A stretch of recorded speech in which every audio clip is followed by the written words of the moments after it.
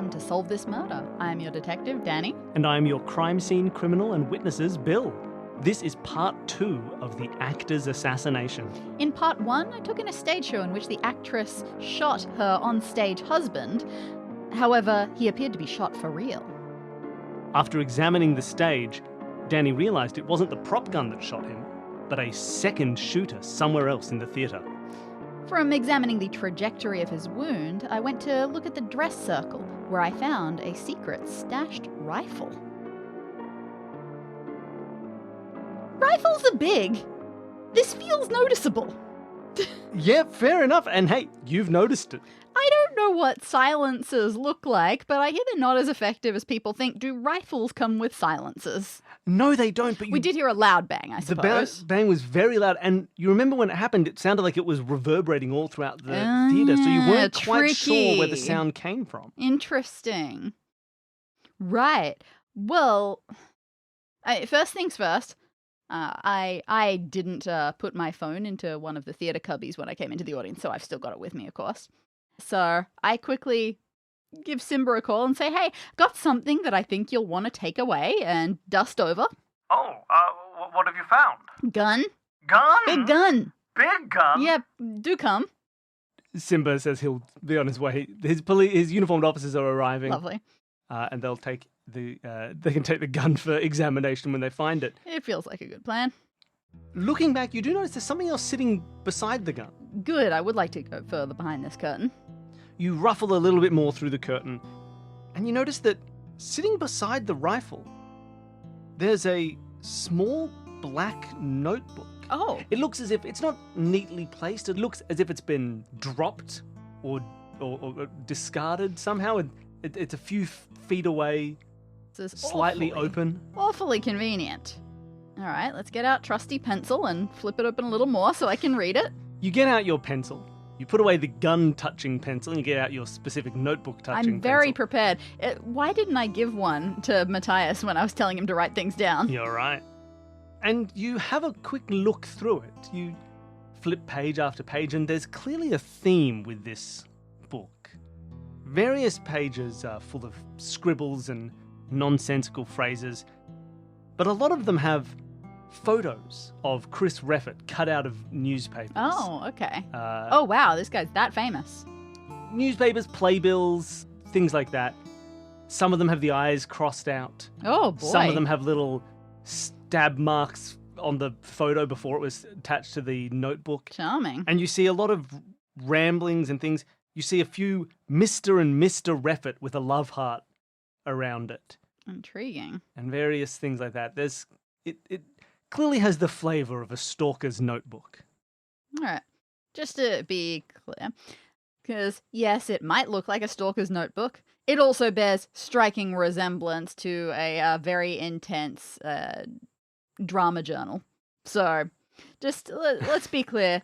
Any characters in this play that this feels like it would be applicable to if someone were trying to deep method? Oh, interesting. What a question. You think back to the contents of the play.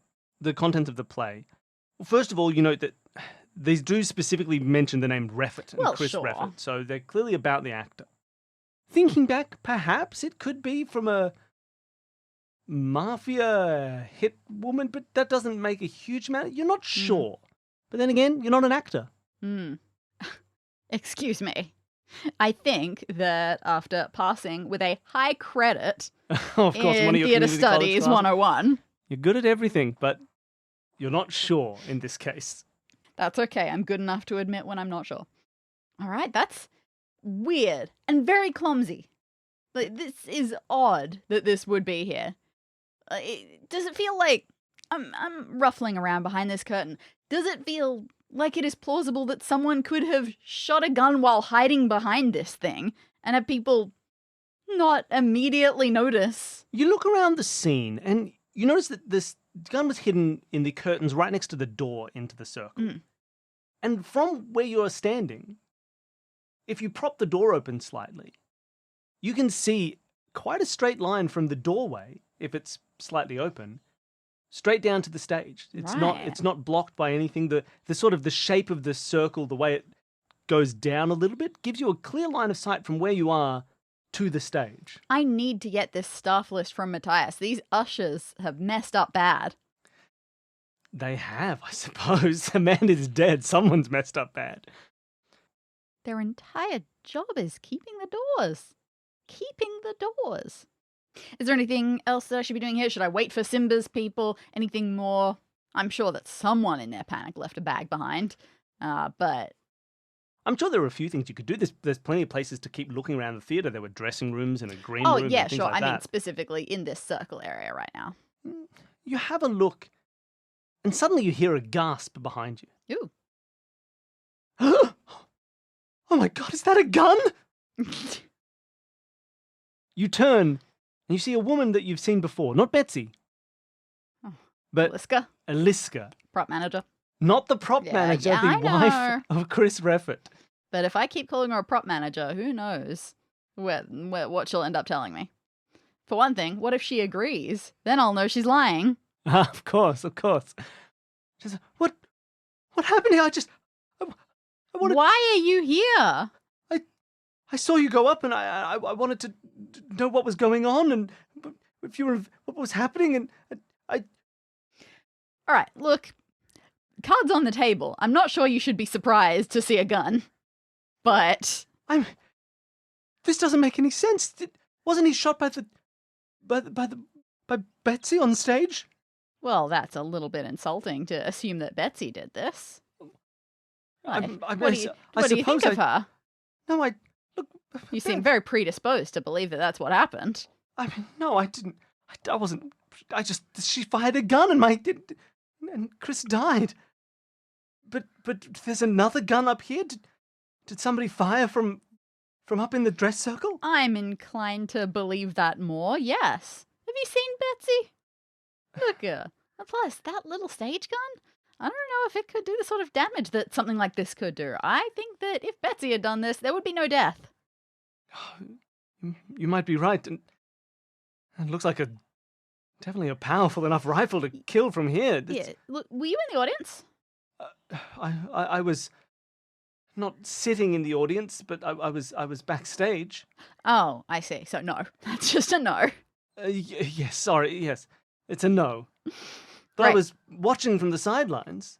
I mean, yeah, but that means that you couldn't see the audience in any way. No, you're right, I couldn't. If there was someone up here firing a gun, surely we would have heard it. I mean... Well, you're right. Maybe we did. Yeah, so here's the problem. There were a lot of people up there. This was not an empty theatre. And somehow, one of these many people did this, and yet none of them were good witnesses, apparently. I would have hoped that if one of the audience members noticed anything, they would have stuck around. But... maybe they would have, but... I mean, it was a panic of all the people getting out of the theatre. That head usher. Ugh. I have a question for you. Mhm. What have you done with the notebook? Nothing.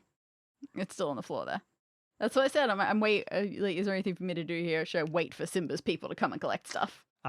Well, in that case, you also see Aliska notice the notebook, which is not hidden or anything. She goes, "Oh my!" And what the?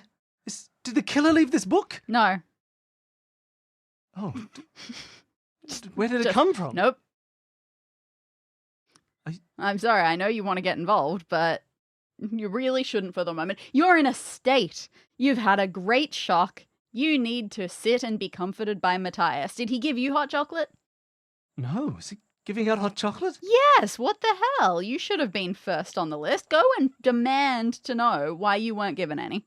Oh, all right. I'll leave. All right, that's better. All right, I guard the door more carefully than any usher ever has. And stop this from happening again. No one else tries to enter. Great. And then I formulate my thoughts so that next time I am prepared for her. Sure. And actually have something to say to her. Yeah, what are your thoughts? Let's do some formulating. What's the next steps of this investigation? You found 2 guns. My next thought is legit. I need usher knowledge. I need to know who was stationed around here. It's doors to a theatre. Someone must have been. The fact that they didn't see anything, why? How does that go wrong? I'm really mad at these ushers. I've got to get a list of who they are so that I can find out who was supposed to be guarding this door and what went wrong there. And there's who was in charge of letting people out, because it wasn't insanely fast, but it was pretty fast getting people out. Did anyone see anything? God, do I have to put like a full police call out to people who were in the audience that night? I hope not. There's also one other thing that should be noted, which is this was opening night, right? Opening night. Know a bit about this play, but not a huge amount, right? Yes. I mean, someone whoever shot had to know when a gunshot was happening. It is true that gunshot happened at the exact moment a gunshot happened on stage. This was a thing that they knew was going to happen.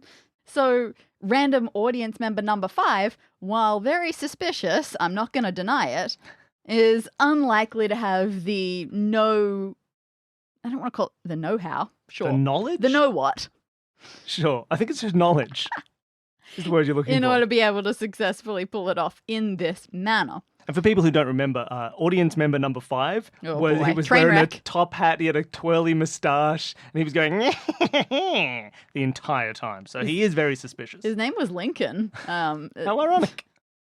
Which means that perhaps before I get that usher list from Matthias, I should reach into my jelly-stained pocket and pull out that other piece of paper that I acquired earlier. Oh, yes, you have the sign-in sheet. Yeah, so that presumably cast crew, people who would actually have to know the show inside and out. You have a look at the sign-in sheet. It's quite compact. It's obviously not a big performance. Smaller independent theatres like this, I guess they attract smaller shows in that way. While the ticket sales look like, at least for opening night, they've been good, the staff is quite small. Great. This is the sign-in for backstage. So you don't see any front-of-house people having signed in back here. You do see there are a few names printed, as in typed up part of the sheet, inherent on this sheet. You see M.S. Krog. Fair enough. Matthias Schnack-Krog. You see Chris Reffett and Betsy Lamborn. Great. Also printed, part of it. You see a few other names. It's where the real class divide happens in a stage show. Who's typed and who's not. Well, you see one more name typed up, which is just Eve. Just E-V-E, Eve. Not... all capitalized with dots between them? No, like the name Eve. You recognize the name from the program. Yeah, Eve is the director, a mononymous director. Ooh. Who presumably was also a regular behind the scenes during all of it. And One would assume. Yeah, leading up to open night. And you see all of these people who've had their names typed in, they've been signing in regularly. Pretty much every day for the last few weeks coming in. And then that's all you have on this particular sign-in sheet.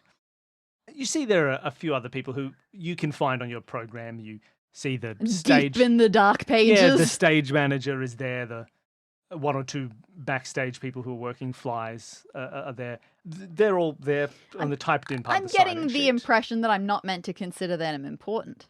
Which is exactly what a crime scene criminal and witnesses would want me to think. All the questions to those people. You also see there's a name that's been handwritten in, not typed up, but written themselves in, which is Aliska Premislovna. Okay. Aliska Premislovna has written in their name and has signed in, not every day, obviously, but they're signed on the sign-in sheet for today and for the day before yesterday, a few days ago, a couple of days here and there, definitely not every day. Okay. So clearly she seems to visit the theatre and come backstage fairly regularly. This would be challenging in a play to be able to get the timing of a gunshot just right. I feel like we do musical theatre. A lot easier in musical theatre. Everything is beated. Everything is a lot more rhythmically set out. In a play, presumably, you've got a hint of wiggle room. You might. That's tough. It's true. I feel like the director is someone I should be chatting with. Well, it does look like they have signed in, so they might be somewhere around. All right. Let's see if this Eve is online. I search around for someone who looks Eve-like. You have a look around for someone who looks Eve-like. Only after the police have come and taken away that book and rifle. Sure. You hang around to make sure, and it's not too long until the uniformed officers get to the scene. Good. They check the doors, they put up the police tape, and you see one of them takes the rifle and the book. I Is feel there anything much else better. they're taking that you were talking? I can't From remember. up I don't there? think so. I don't think They so. probably grabbed the prop gun as well, just to double check to make sure everything has been. Have paramedics come by yet to take Chris away? Paramedics arrive. They have a look at the body. They say, "Yep, definitely dead," Oh, what a bummer. and they start to take him away. Great. As the body gets loaded onto the I think gurney, I think it should actually have been me who said that to them. definitely dead. Trust me. As the body gets loaded onto the gurney, you see Aliska and Matthias and Betsy all standing watching as Chris's body is taken out through the stage door back down to the waiting ambulance. You see another person is there with them. They seem to be quite tall, wearing dark clothes. They have a haircut and a gait that really makes them seem like a mononymous Eve. They're not crying. They're quite steely-faced, staring at the body as it gets taken out. I come up with a good way to get them separated from the other people that are there. Sure. Because I want just Eve, no one else. Just Eve, you can sort I of succeed. nod your head towards the green room and Right. go in there with Eve. Take a seat, give appropriate consolations, and say, but we have to get through the sort of questioning part quickly. It's sad, but what comes out of you right now as things are fresh might be very different to if someone were to ask you this tomorrow. So, Of course. got to get everything out fast. Of course, darling. Great. This is I how like I you. talk. I'm Eve. I'm cool with that. Should have a list. Why don't I have a list of questions? You should. I have a very strict list of everything I do when I'm working my job. Intriguing. Why does this intrigue you, sir? I want lists. Give me your lists. I have lists of stage directions. And I'll take actions it. and I don't see how this pertains to your investigation. I don't expect you to. Look, just because I am an expert in so many fields, I don't expect you to be. I can rustle up lists for you, I suppose. Brilliant. We'll handle that when it feels story appropriate. I guarantee you it never will. These are lists that I I'm use. sorry. We are talking about the remarkability of someone knowing a play inside and out to know the exact beat that a gunshot is going to occur, and you have lists of stage directions and don't think it's relevant. All right. All right. Anyway. Where were you during this performance? This opening night? Were you in the audience? I was front and center. I would expect so. Tell me about your experience. How were you feeling before things? I mean, before I was feeling fine. The production has been tough work to get together, but it was working, it was on track, and the performance, as I'm sure you will agree, started phenomenally. The pathos, the ethos, everything was going perfectly. The Aramis. And then, of course, tragedy struck. I was in the audience, as were you. I didn't believe it at first, but You know the play inside and out. How soon did you realize something was wrong? straight away. I know how he's meant to fall. I know where he's meant to fall. And it Right. was not how he fell. Something had gone wrong. Did the gun sound like did you pick up on that? The gun sounded weird? I know what you mean. It was loud. Too loud.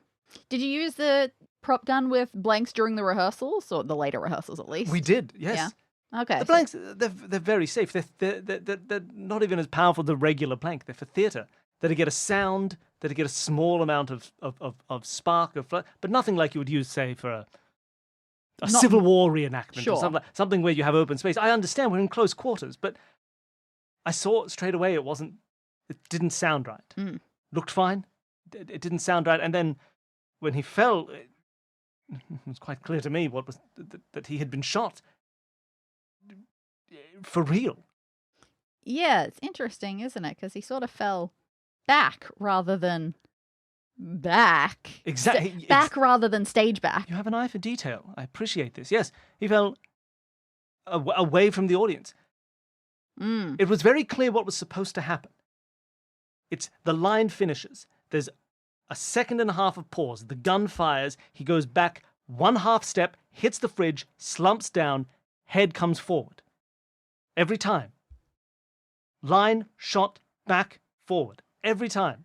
I know what it's meant to look like, and my actors understand how to get that right. Is this that you came up with this, or are those specific beats written into the script somehow? I'm not a hack. This is my own invention.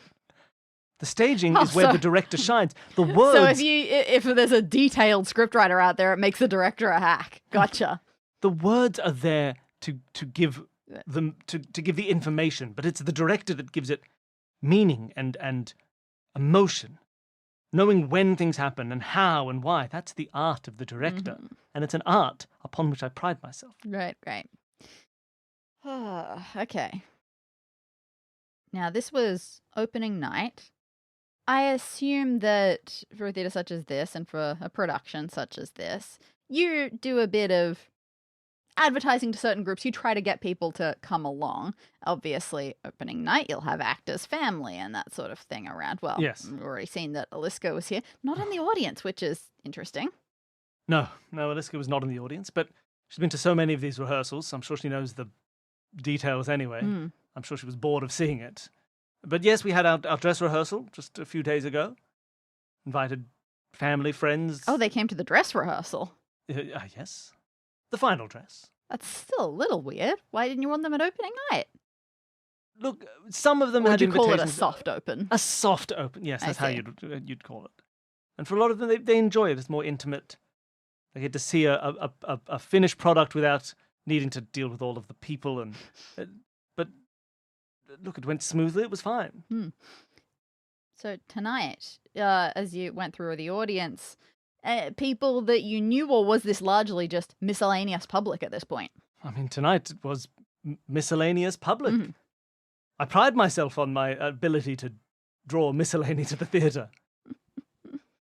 Yeah, just knowing that some theatres, it's like, oh, members get first dibs at tickets, things like that. No, it's a smaller theatre. It's open to the public. The community engages with this theatre in a very promising way. Mm. You've worked at this theatre before this production? I have. I have Okay. done other productions here. Matthias is a wonderful person to work with. And this will probably be my last production here. Not Thinking ahead. Well, no, sorry, not just because of the tragedy, although the tragedy compounds the decision. But part of my enjoyment of working in this theatre is working with Matthias, and that won't be relevant after this production. And so, in my way, this was Is he retiring soon? well. He Moving? hopes. Oh. Matthias has been trying to sell the theatre for months. Oh, I see. And it seems recently he's decided to properly, well, I don't want to say pull the trigger on that, sorry, to finalize that decision. And I knew that coming in. I knew this would be my last show, but to have it stricken down with tragedy so immediately is, well, not promising. Side noting that obviously, oh, they're trying to sell a theatre, how suspicious, but connecting that to why shoot actor, not striking anything just yet. Fair enough. I mean, what do you think happened here? What do you think went wrong? Well, I mean, as you said before, I hadn't really thought about it yet. Of course, Yeah. like First everybody, thoughts, my first thoughts was that something had gone wrong with the gun. Well, I couldn't yeah. figure out how. I couldn't figure out why.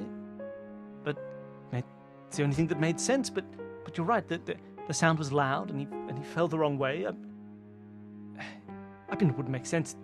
He got shot. Presumably, someone put a real bullet in that gun.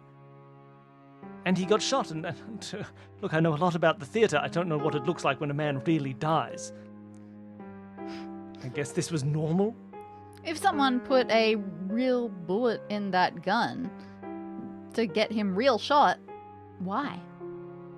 Why? I'm sure you've worked with Chris for a long time. I don't know if you found anything that feels logically like it could lead to this happening.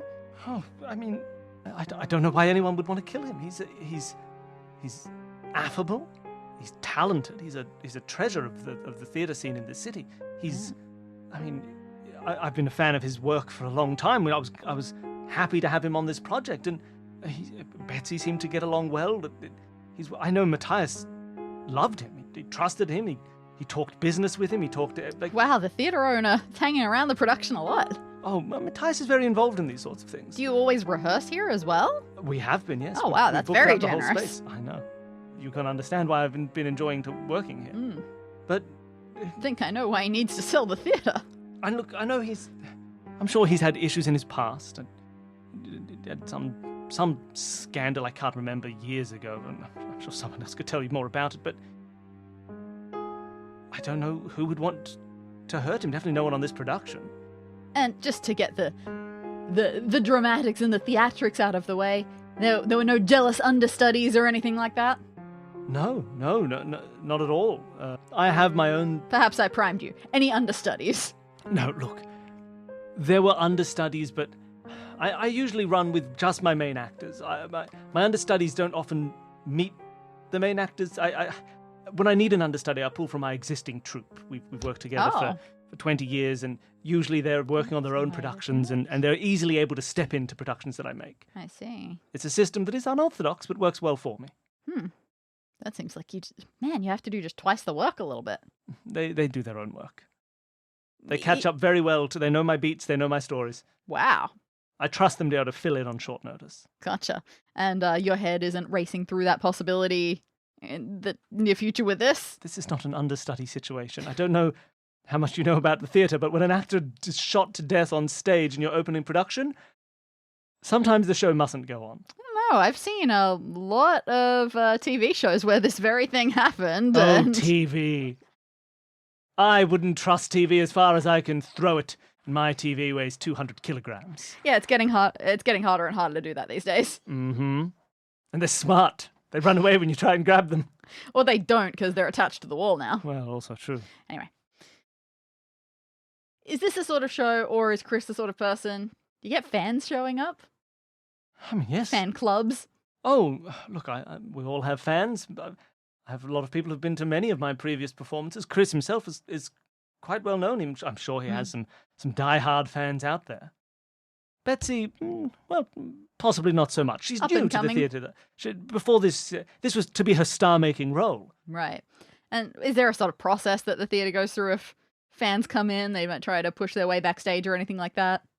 I mean, look, there's a door from the foyer into the backstage area, but that's usually kept guarded by the ushers. And one would think, wouldn't one? And I'm sure when people arrive, they're checked. There are security checks when people arrive at the theatre, and I'm sure you can ask Matthias more about the ins and outs, or maybe at the front desk, the usher may still be ushers here. Yeah, I got beef with that guy.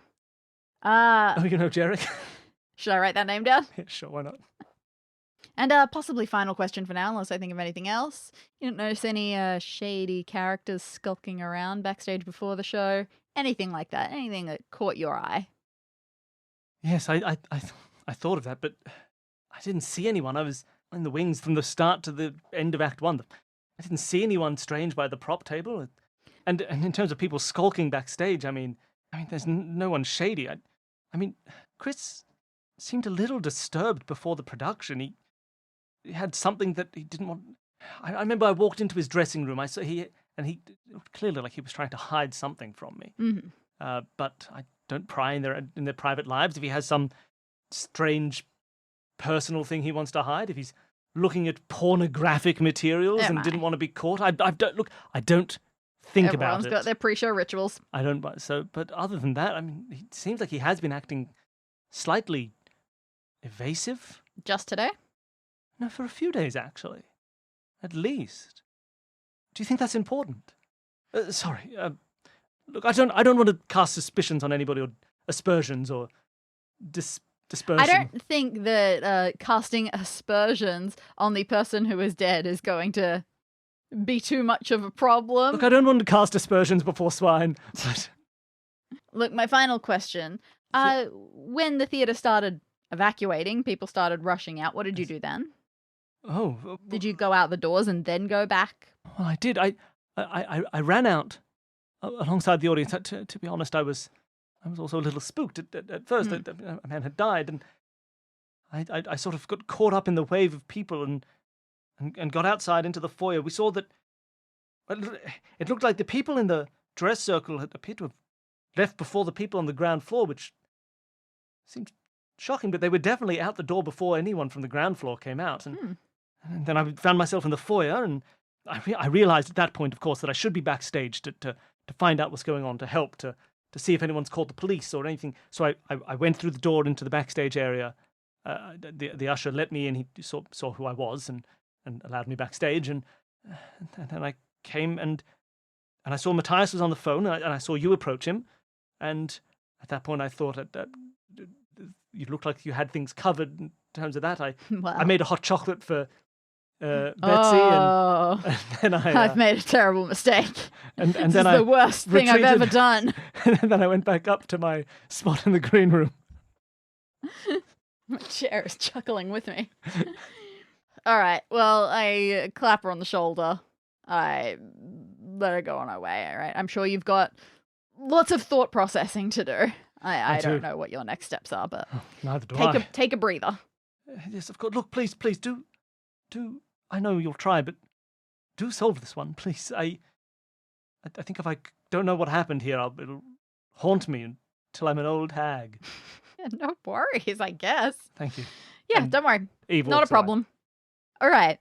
Some minor dalliances, some crumbs. Crumbs? Yeah. There were some definite crumbs in this. Got to get back to Usher Jerry, but I'm feeling primed. I want to scope out locations first because there are so many people still around here. Eve might not have noticed them skulking, but everyone is skulking to me, and I don't want them going anywhere and changing things they shouldn't have. I mean, look how close Aliska just came to messing up my important area of crime scene by walking in here. Even though she says she was coming after me. I don't trust that one bit. Do you think she really saw me climbing across the lighting rig? Who wouldn't? That's some BS. I was a cat. Sure. So I should check out this dressing room to find the pornographic materials that Chris may or may not have been hiding. Sure. You head upstairs, you head to the dressing room area, and you quickly see... Do they have their names on the doors? They have little stars, and the star says Chris, and then someone's crossed it out. Oh, no, that hasn't happened. You see, they have their names on their dressing room doors, and so you very quickly find Chris's room. You head inside, and you have a quick look around. It's a dressing room. The large... one of the walls is basically all a large mirror with a bench. What the hell do you call that? With like the makeup table right coming across the whole length of the mirror. Yep. And some chairs, and you see in the corner there's a little mini fridge and a couch and a place to that. There's space to get changed. There's it's not a hugely costume heavy show. Once he's got his normal costume on, so there's not racks and racks of weird costume changes or anything like that. And you do see that scattered around his makeup area, his desk, effectively. I'll just call it a desk. I know it's probably not a desk. His dressing room desk. You see personal items. You see a wallet and phone. You see Probably should have hid those better. There's not security here. You see a book. He's reading a copy of The Three Sisters by Chekhov. Sure. One of those things where I can't tell if you made it up on the spot or if you're just pretending to. He's reading, let's say, The Three Sisters by Chekhov. You have a look around and there's nothing else exceptional of note. Except for one thing that's quite exceptional of note. Ooh. You see, tucked away, slightly hidden, maybe folded up underneath the book. Being used as a bookmark? No, but underneath the book, that book being Three Sisters by Chekhov. Yep. You see a piece of paper. I've noted it copiously. You pick it up, you unfold the paper, and you see this. Oh dear, that's a ransom note. Would you like to describe to the audience at home what you can see? I think I just did. Now, this is interesting. Oh, good effort. So we've got a bunch of letters, and they are cut out letters. They have different coloured backgrounds, so we can see which ones have come from different places. God, I wonder how important that's going to be, identifying like which colours went together and where they might have come from. That'd be quite a puzzle. But let's just read the message as it currently is. Time's up. Send the money or I'll spill the beans and they'll slaughter you. That is curious. Solve This Murder is created by Bill Sunderland and Dani Siller as part of the Consume This Media network. To find out more about all of our shows, you can head to consumethismedia.com. A special thank you to Jared, Devon and Whit from the podcast Advanced Sagebrush and Shootouts for creating our theme music, and thanks to all of you for listening.